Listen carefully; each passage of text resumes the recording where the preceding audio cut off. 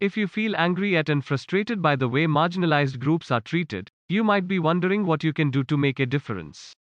You might also have heard the words ally and allyship being used, but aren't quite sure exactly what they mean. The definition of allyship is fairly simple. It's when a person from a non-marginalized group, like a white person, uses their privilege to advocate for a marginalized group, like the BIPOC, Black, Indigenous, and People of Color, community or LGBTQ+ folks. Eckler emphasizes that allyship is an active, not a passive, identity. In other words, it's not enough to use #Black Lives Matter or #trans rights are human rights. This type of passive allyship designed to boost your own social standing has also been called optical allyship, a term widely attributed to Latham Thomas, founder of Mama Glow and author of Own Your Glow, a soulful guide to luminous living and crowning the queen within. According to Thomas, optical allyship only serves at the surface level to platform the ally.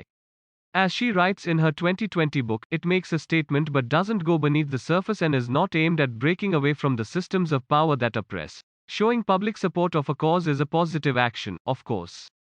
But to be a true ally, you need to go much further in the real world, not just on your social media channels. While Nicole Sanchez tries to stay agnostic about terms around social change work, she tells for many marginalized communities, the terms come off as, I'm not like you, but I care, Sanchez explains. This seems fine on the surface, she says. The problem is that allyship requires nothing more than claiming it. It does not require significant risk in any meaningful way. So while activists, organizers, and people living with the realities of a social ill, say police violence, are putting themselves on the line to make change, ally connotes a passive bystander. It says, I'll care about this, but it's optional. According to Sanchez, changemakers are looking for people to put skin in the game, and co-conspirators is a phrase that is often used in place of ally.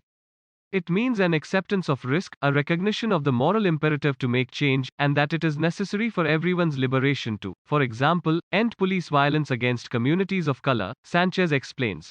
Gay continues, we need people to do this even if they cannot fully understand what it's like to be oppressed for their race or ethnicity, gender, sexuality, ability, class, religion, or other marker of identity. We need people to use common sense to figure out how to participate in social justice. If someone feels that they lack allies in their life, the consequences can be serious. It can lead to depression, anxiety, and avoiding social situations, Eckler says. In extreme cases, someone might be scared to do everyday things that people in non-marginalized groups take for granted on a daily basis, like leave the house or apply for jobs. They don't expect to find allies anywhere, she explains. If you're a white individual, be an ally by starting with your own life. Look at the ways in your life where white people are granted privilege over people of color, Phillips says. This can be something as clear as speaking up when you see or hear racism in the moment. Or it could be more subtle, like noticing the ways that white is the norm and finding and seeking to change that. If you're a parent, Phillips suggests making an active choice to ensure that the books, toys, and media you expose your child to represent a wide range of ethnicities. If you're a business leader, notice who you do and don't see in leadership positions in your company, and make a conscious effort to question this and seek to change it. If you can't specify a specific place in which you have power, you can seek out areas you feel passionate about changing, Phillips says. For instance, if you feel a strong pull toward justice issues, you might turn your attention to the disproportionate number of black men who are stopped and searched by police, and then find a campaign group to lend your support to. The important thing is to know that no one person can do it all, and so we each individually need to locate where we have power and where we have passion and then commit to taking action there, Phillips says. And it's important to be specific, she adds, do the research to understand what exactly it is you're seeking to change about racial, sexual, gender, or cultural inequality. A broad strokes approach doesn't help, she explains. Not all marginalized groups are affected in the same way. You need to take the time and initiative to seek out information and understand where injustices persist. The truth is, there isn't a clear-cut guide to allyship or a checklist to work through.